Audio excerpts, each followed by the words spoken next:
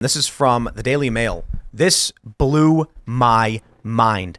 My friends, Donald Trump's lawyer requested the court case between Trump and E. Jean Carroll be adjourned temporarily so that Trump could go to the funeral of Melania's mother.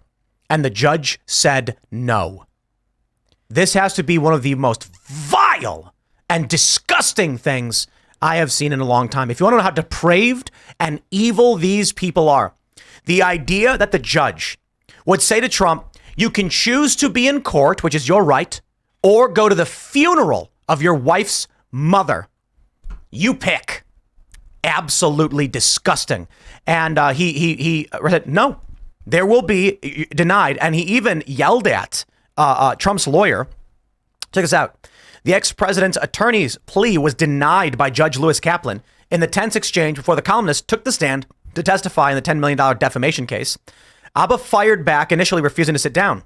Basically what happens is she asks for basically an adjournment just for the day so we can go to the funeral. She told the court Trump had an unexpected death in our family, which only the Lord can control. Haba said it was insanely prejudicial for Trump to have to choose between the funeral and attending court. She said, quote, I'm asking your honor to have the kindness my client deserves to be with his family tomorrow. Judge Kaplan shot back. Indeed, the right that he has, according to the Supreme Court of the United States, is the right to be present either in person or by counsel, and nobody is stopping him from doing either. The application is denied. I will hear no further argument on it. Haba protested, saying, Your Honor. But the judge responded, I said sit down. Haba did not sit down. It said Abba before, but Haba. Judge Kaplan asked her what else she wanted to ask. She said, look at these typos all over the place. I said, I don't, she said, quote, I don't like to be spoken to in that way, Your Honor. I am asking Your Honor to please refrain from speaking to me in that way. It's denied. Sit down. This is, I'll say it again. Kaplan is an evil man. He is a disgusting slime bag. These people are evil. There's no question in my mind. I look at this kind of stuff. We see it every day. It's one thing when you are fighting for political power and you think you're right and you're an authoritarian. We can have our political arguments, political battles, and these things have happened throughout history.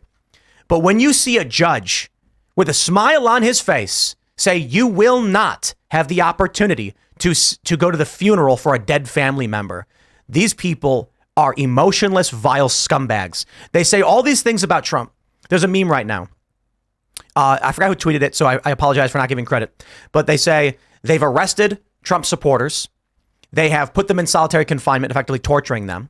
They have brought the former president up on numerous criminal charges, falsely accused him of things he's never done 30 years ago, are trying to strip him of his assets in New York, have dissolved his corporations, all while screaming, you're fascists. Mm-hmm. These people are like, Trump must be stopped. He's a fascist who will do so many horrible things to this country. This woman, E. Jean Carroll, I mean, the transcript of the court case is absolutely insane. There was one moment where Trump's lawyer called for a mistrial because E. Jean Carroll admitted to deleting evidence, and the judge said, shut up, I don't care. I'm paraphrasing. I don't know. I will pull up the verbatim quote, but I'm sorry. I can put all that stuff aside. Okay.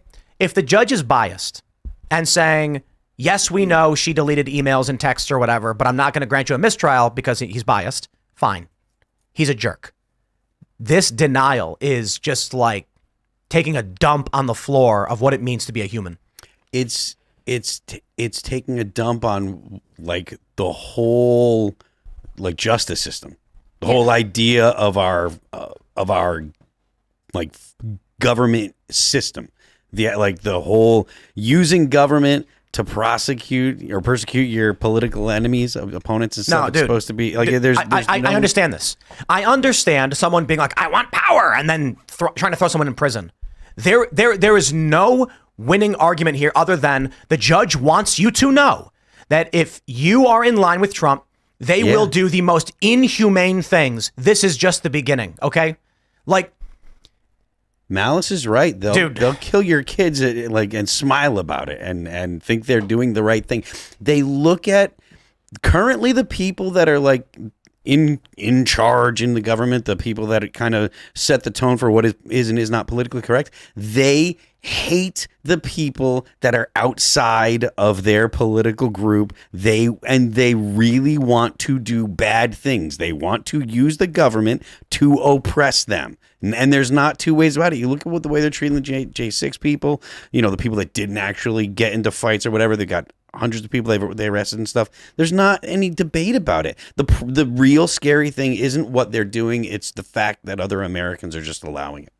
Yeah, it's ruthless. This behavior is ruthless, and I don't normally see that coming from the judicial system. I didn't think I was going to see that coming from the judicial system in the United States. You want to, you got to have like forgiveness, or like at least like, what's the opposite of ruthlessness? Compassion. Like, you're supposed to mix compassion with law, at least least feign it. I am an impartial judge. But like ruthlessness Trump, you should go to the funeral of your family because I'm a good guy. No, he's just like, I'm evil. Like there's definitely a time and a place to be ruthless, but that overdoing it will make people hate you, and it'll cause a lot of animosity. Don't care. When people like Kaplan, I'm not saying him personally, but people like him go and say like, kill a dog for fun, and then smile about it and want people to watch. They're psychotic individuals. I mean it in the literal sense. This man is a sociopath who wants everyone to know that he revels in causing human misery. Yeah.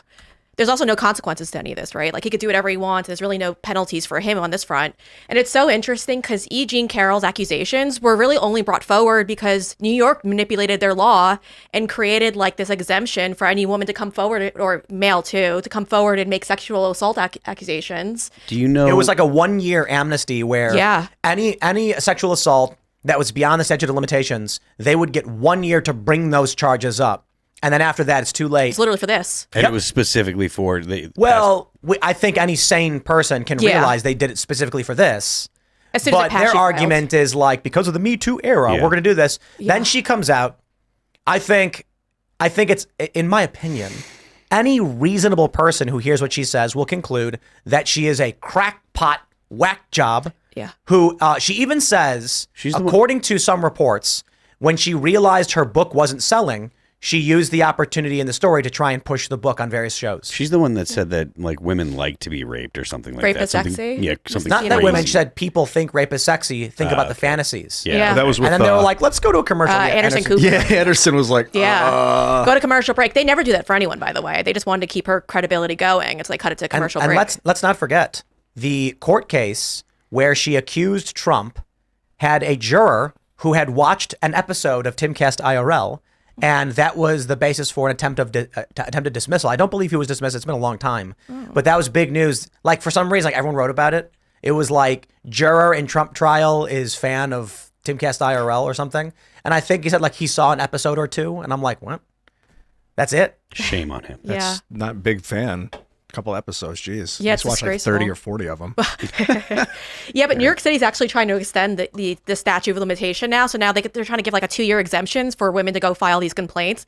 And it's crazy because it's backing up the civil court system now in New York. No one's stepping in saying, hey, this is a little crazy, guys. Anyone can make an accusation from 30 years ago and without any evidence come forward, and we just have to believe it.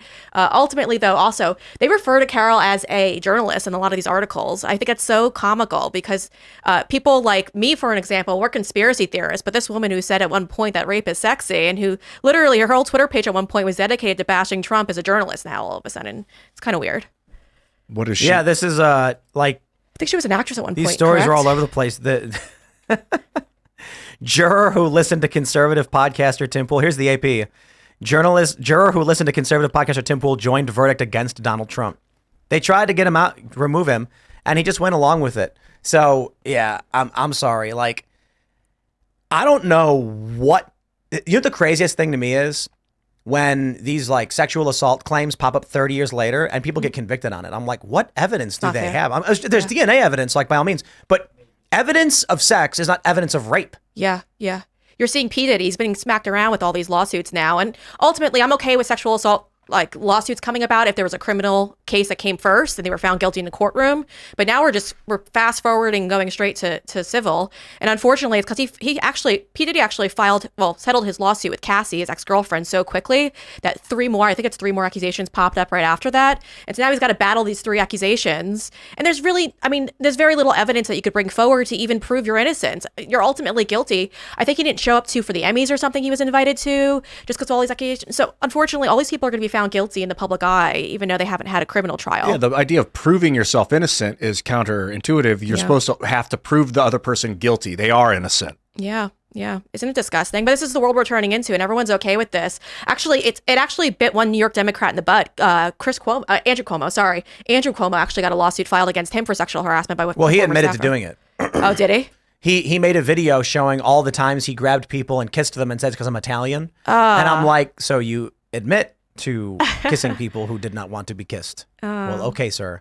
That, like, when he got Me Too'd, yeah, he was like, I'm Italian, I kiss everybody. Here's a video of me doing it over and over and over again. And we're like, so shoot yourself in the foot. That's just admitting you're doing it. Yeah. You know what I mean? Is it because it's a civil course? You don't have to provide guilt? You don't have to prove guilt? Yes, it's liability, not guilt. And what is liability, technically? So Trump was never found to have sexually assaulted this woman, though that's what everyone is saying. Yeah. He's found to be liable for a sexual assault. What does that mean? It means he has, like, liability, a debt, something you owe. For something that may or may not have happened? Yeah. I think any sane person who heard the story told by E. Jean Carroll would conclude that she is a crackpot who made it up. She accused Les Moonves and Donald Trump of sexually assaulting her in the mid-1990s. That's what this is. I don't know who this Les Moonves guy is. I don't know that she even accused him of sexual assault, did she? That's what Wikipedia says. I thought she said that she brought him up, like they went to the was it the Bergdorf or whatever? I don't know, whatever the place is called. Hotel. And they went upstairs, and the story is really remarkable because it's like Trump owns the hotel across the street. He's the most famous guy in New York. He comes in here, nobody stops him, nobody recognizes him. There were no people in the building for some reason. The changing rooms that were normally locked for some reason were open. We don't know why. And that's where it took place. You know what else is really crazy about this? Like, seriously, it's what are we talking about? 30 years later. And they're like, yeah, Trump's liable for this. Mm-hmm. Trump denies it outright. What evidence do you have any of this ever happened? None. Think about how crazy it would be if some guy just dressed up like Donald Trump did this and then 30 years later, like, it was Trump. And like, what are you supposed to say? No, it was the imposter. Well, like, how does this, you know what, it's okay. Maybe this lady's telling the truth, but it wasn't Trump. It was just some other tall guy she thought was Trump because she's a crackpot. I think if it was anyone else, I don't think he would have been found to be liable. Thanks for watching this clip from the Timcast IRL podcast. Hang out with us live Monday through Friday at 8 p.m. and become a member over at timcast.com for uncensored, members-only shows exclusive. Thanks for hanging out, and we'll see you all next time.